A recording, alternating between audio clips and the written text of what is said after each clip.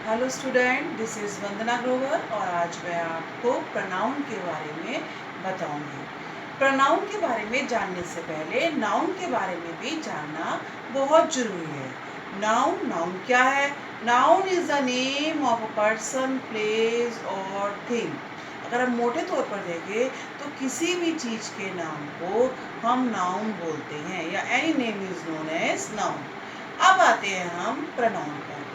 Pronoun हम उस word को कहते हैं जो नाउन की जगह यूज होता है।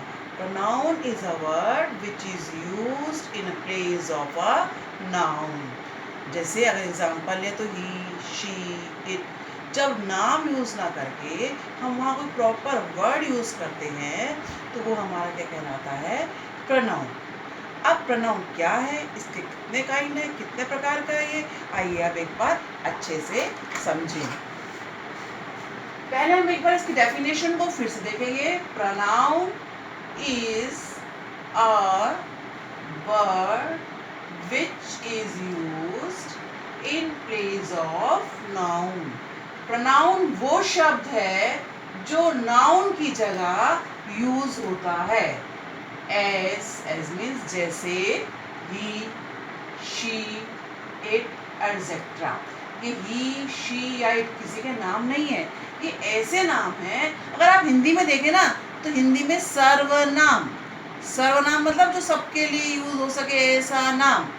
तो वही आपका इंग्लिश में क्या है? प्रोनाउन है। सब नाम को इंग्लिश में प्रोनाउन बोलते हैं। तो हमारे एग्जाम्पल में आ रहा है ही, शी, इट। ही वह लड़के के लिए आता है, चाहे कोई भी लड़का हो। शी लड़की के लिए, चाहे कोई भी हो। मतलब ये नाम जो है नाउन की जगह यूज होते हैं, उन्हें हम क्या बोलते हैं? प्रोनाउन। अब देखिए नीचे आइए इसके टाइप्स पर। Number 1, personal pronoun. Personal pronoun जानने के लिए अगर आप लोगों ने पहले देखा होगा पर्सन्स, इंग्लिश में 3 पर्सन्स होते हैं, फर्स्ट, सेकंड एंड थर्ड। तो जो वर्ड उस पर्सन के चार्ट में आते हैं, फर्स्ट पर्सन, सेकंड पर्सन और थर्ड पर्सन में आते हैं, वो सभी लगभग पर्सनल प्रोनाउन में आपके आते हैं। कहीं सब्जेक्ट के रूप में जैसे ही, कहीं ऑब्जेक्ट के रूप में भी जैसे हिम, जो यहाँ नहीं लिखा हुआ। दे है, दे भी पर्सनल प्रोनाउन है, और अगर यहाँ पर इसका ऑब्जेक्ट देम दिया हुआ होगा तो वो भी पर्सनल प्रोनाउन है। मीन्स इन शॉर्ट अपने माइंड में रखिए, जो नाम पर्सन के लिए उपयोग में लाए जाते हैं, यूज किए जाते हैं, उसे हम बोलते हैं पर्सनल प्रोनाउन। सेकंड आ रहा है डेमोन्स्ट्रेटिव। Demonstrative pronoun. डेमोन्स्ट्रेटिव मतलब जिससे किसी का वर्णन किया जाए, किसी चीज की तरफ इशारा करके बताया जाए। जैसे एग्जाम्पल दिया हुआ है दिस, हम कहें दिस इज अ टेबल, तो दिस क्या है? यहाँ पर प्रोनाउन है। ठीक इस तरह से दीज आर फ्रूट्स, तो यहाँ दीज क्या है? प्रोनाउन है। तो अब इसके बाद नेक्स्ट आ रहा है नंबर 3, इंटेरोगेटिव। इंटेरोगेटिव प्रोनाउन हम उसको बोलते हैं जो क्वेश्चन वर्ड होते हैं और मोस्टली WH फैमिली वाले होते हैं। जैसे हु मीन्स कौन, हु इज योर फादर, तो हु तुम्हारे पिता कौन है। तो then which is your class, तुम्हारी क्लास कौन सी है।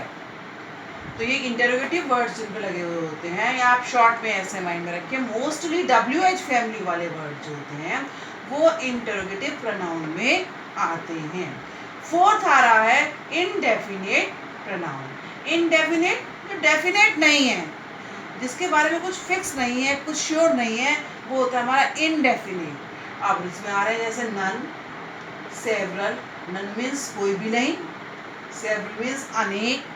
ऐसे ही जो और वर्ड है जो डेफिनेट ना हो, जिनसे श्योरिटी ना हो किसी चीज की, वो हमारे इनडेफिनेट प्रोनाउन में आएंगे। नेक्स्ट नंबर 5 आ रहा है हमारा पोसेसिव।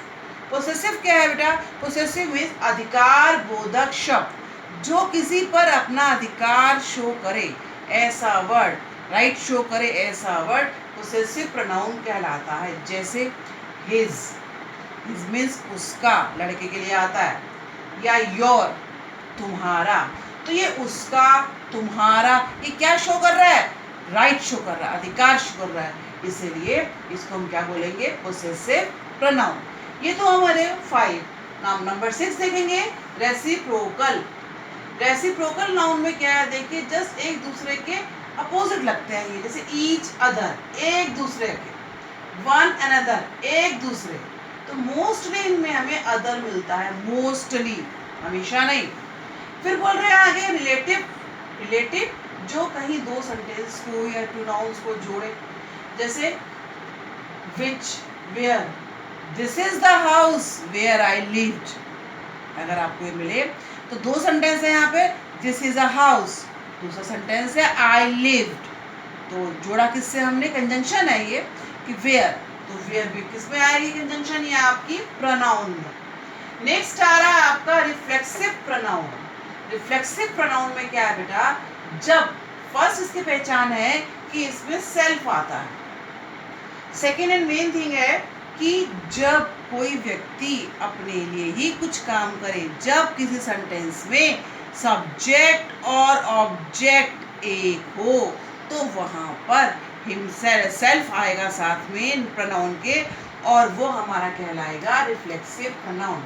जैसे आई हर्ट माई सेल्फ, मैंने खुद को चोट पहुंचाई। तो यहाँ पर चोट किसने पहुंचाई, मैंने। किसको पहुंचाई, खुद को। तो यहाँ जो माई सेल्फ आया है वो रिफ्लेक्सिव प्रोनाउन में आएगा। इसके बाद देख रहे हैं हम, लास्ट हमारा है इंटेंसिव प्रोनाउन। इंटेंसिव प्रोनाउन में भी ये सेल्फ वाले वर्ड आते हैं, सारे वही हिम सेल्फ, हर सेल्फ, इस तरह से करके। लेकिन डिफरेंस क्या है दोनों में, कि यहाँ पर सब्जेक्ट और ऑब्जेक्ट अलग अलग होते हैं, करने वाला और जिस पर काम का असर हो रहा है वो दोनों अलग अलग होते हैं। जैसे the mayor himself distributed the prize to the student, mayor ने खुद स्टूडेंट्स को प्राइज डिस्ट्रीब्यूट किया। यहाँ देने वाला है मेयर और लेने वाले हैं स्टूडेंट। तो ये डिफरेंस है। मोस्टली इसमें कंफ्यूजन होता है हिम सेल्फ देखकर लास्ट में, चाहे वो हिम सेल्फ हो, चाहे इट सेल्फ या हिम सेल्फ। लेकिन आप सेंटेंस की सेंस देखिए, अगर सब्जेक्ट और ऑब्जेक्ट एक है, काम करने वाला और काम का असर जिस पर हो रहा है वो एक ही है, तब वहाँ पर हमारा है रिफ्लेक्सिव प्रोनाउन। और अगर दोनों अलग अलग हैं तो वहाँ हमारा क्या है, इंटेंसिव प्रोनाउन। आइए अब एक बार फिर से इसको देखें, डेफिनेशन के साथ स्टार्ट करेंगे। Pronoun is a word which is used in place of noun। Pronoun वो शब्द है जो noun की जगह यूज होता है, जैसे he, she, it। फिर उसके बाद टाइप्स बताए, 9 टाइप्स है pronoun के। जिसमें पहला है आपका पर्सनल pronoun। इसके लिए आसान तरीका मैंने आपको बताया कि इंग्लिश में पर्सन होते हैं 3, फर्स्ट, सेकंड और थर्ड, उसमें जितने वर्ड आएंगे वो सब इसमें आ जाएंगे आपके पर्सनल प्रोनाउन में। सेकंड आपका आ रहा है डेमोन्स्ट्रेटिव। डेमोन्स्ट्रेटिव में क्या होता है, किसी भी चीज की तरफ इसमें इशारा किया जाए, जिस शब्द से, जिस वर्ड से वो इसमें आता है। जैसे दिस इज अ टेबल, तो दिस क्या है, डेमोन्स्ट्रेटिव प्रोनाउन। ऐसे दीज आर फ्लावर्स, तो दीज क्या हुआ, डेमोन्स्ट्रेटिव प्रोनाउन। थर्ड आपका आया इंटेरोगेटिव, नाम से ही पता चल रहा है कुछ ना कुछ क्वेश्चन वाली बात यहाँ पर होगी। तो क्या है, हु, विच, WH शब्द वाले ये वर्ड आ रहे हैं मोस्टली, और क्वेश्चन बनता है जिनसे, जिन शब्दों से, वो आपके क्या कहलाते हैं, इंटेरोगेटिव प्रोनाउन। फोर्थ आपका आ रहा है इंडेफिनेट। देखिए यहाँ तो नाम से पता चल रहा है, जो डेफिनेट ना हो, जैसे नन, कोई भी नहीं, सेवरल, अनेक। अभी अनेक में कौन कौन आ गए ये कुछ श्योर नहीं है यहाँ पर। नेक्स्ट आ रहा है आपका पोसेसिव। पोसेसिव अधिकार बोधक शब्द होता है, या आप कह सकते हैं कि किसी का राइट शो करता है। जैसे हिज मीन्स उसका, योर तुम्हारा, ऐसे हो सकता है माई, हर। तो जो वर्ड आपको राइट शो करेंगे वो आपका पोसेसिव प्रोनाउन के वर्ड कहलाएंगे। नेक्स्ट आपका आ रहा है रेसिप्रोकल। रेसिप्रोकल में देखिए ईच अदर, वन अनदर, एक दूसरे को इस तरह से अदर अदर मोस्टली मिलता है, नॉट ऑलवेज, मोस्टली। नेक्स्ट आ रहा है आपका रिलेटिव। रिलेटिव क्या है, जो रिलेट करता है टू सेंटेंसेस को मोस्टली, या टू सेंटेंसेस या टू वर्ड्स कह लो, लेकिन ज़्यादातर आपको देखिएगा सेंटेंस को कंजंक्शन के रूप में आता है। जैसे this is the house where I lived, यह वह घर है जहाँ मैं रहता था। This is the purse which I lost, यह वह पर्स है जो मैंने खो दिया। नेक्स्ट आ रहा है आपका रिफ्लेक्सिव प्रोनाउन। तो रिफ्लेक्सिव प्रोनाउन में आपको क्या है कि सब्जेक्ट और ऑब्जेक्ट एक ही होता है। तो जब कोई सेंटेंस आपको ऐसा मिले जहाँ सेल्फ के साथ कोई वर्ड आ रहा हो और वहाँ काम करने वाला और जिस पर काम का असर हो रहा हो वो दोनों एक ही हो, तब वहाँ पर आपका रिफ्लेक्सिव प्रोनाउन है। देखिए, जैसे आई हर्ट माई सेल्फ, मैंने खुद को चोट पहुंचाई, तो यहाँ पे चोट पहुंचाने वाला भी मैं हूँ और सहने वाला भी मैं हूँ, तो इसलिए यहाँ पर कौन सा हमारा रिफ्लेक्सिव प्रोनाउन। नेक्स्ट आपका आ रहा है इंटेंसिव प्रोनाउन।